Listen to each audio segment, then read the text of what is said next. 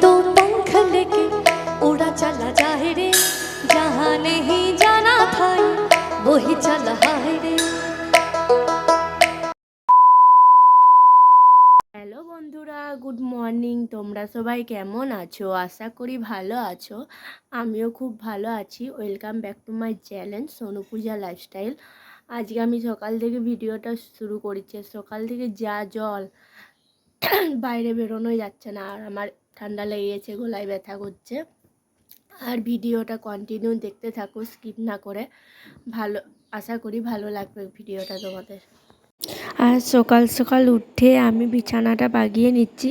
সকাল নয়, সেই 7:30 বাজে। আর এখন যা জল পড়ছে, এই কারণে আমাকে ব্ল্যাঙ্কেটটা ঢাকা নিতে হচ্ছে, প্রচুর ঠান্ডা লাগছে। আর রাত্রেবেলা আমার একটু জ্বর আসছে বলে আমার প্রচুর ঠান্ডা লাগে। মা তো ফ্যান চালিয়ে শোয়, আর আমার প্রচুর ঠান্ডা লাগে। এই কারণেই আমি ব্ল্যাঙ্কেটটা ঢাকা নিই বলে নামানো আছে। আর এই যে একটু বিছানাটা ঝেড়ে নিচ্ছি, কেন খুব ধুলো হয়েছে। আর আমি এই যে একটু চাদর করে বিছানাটা ঝাড়তে আমার ভালো লাগে, আমার মনে হয় পরিষ্কার হয়ে যেতে বেশি হয়। আর এই যে কালকে রাতে আমি ভিডিও বানিয়েছিলাম, এই কারণে আলমারির থেকে জামাগুলো বার করা ছিল, আর খাটের ডান্ডায় ছিল, দেখতে ভালো লাগবে না বলে আমি একটু গুছিয়ে রাখছিলাম। আর মা বললো একটু ঘরটায় ঝাঁট দিয়ে দে। আমি ঘরটায় ঝাঁট দিয়ে একটু ঝাঁট দিয়ে দিচ্ছিলাম। আর এই দেখো, এইখানে আমার বাসনপত্রগুলো সব কালকে আমি ধুয়ে রেখেছি। এই বাসনগুলো আমাকে সব জল শুকনো হয়ে গেছে, আমাকে এবারে ব্যাগে ভরতে হবে। এবারে আমার যাবার টিকিট হয়ে গেছে, এবারে আমাকে চলে যেতে হবে। দুর্গাপুজোর পরে আমি চলে যাব।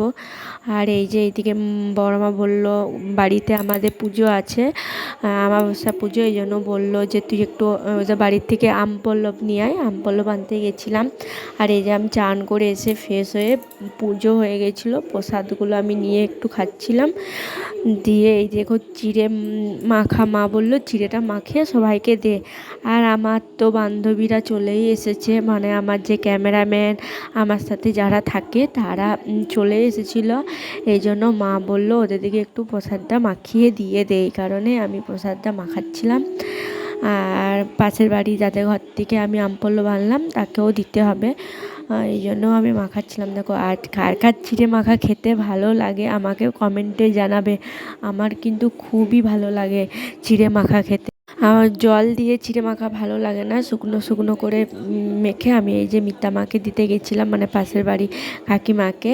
আর এই দেখো আমার ক্যামেরাম্যান, আমার পাশে যারা থাকে আমাকে একটু হেল্প করে, এই দেখো ওদেরকেও দিয়ে দিলাম। আর আমিও খেয়ে নিলাম চিড়ে মাখা। আজকে তো কৌশিকী অমাবস্যা, এই কারণে আমাদের বাড়িতে আমি আর মা, দাদারা তো নেই।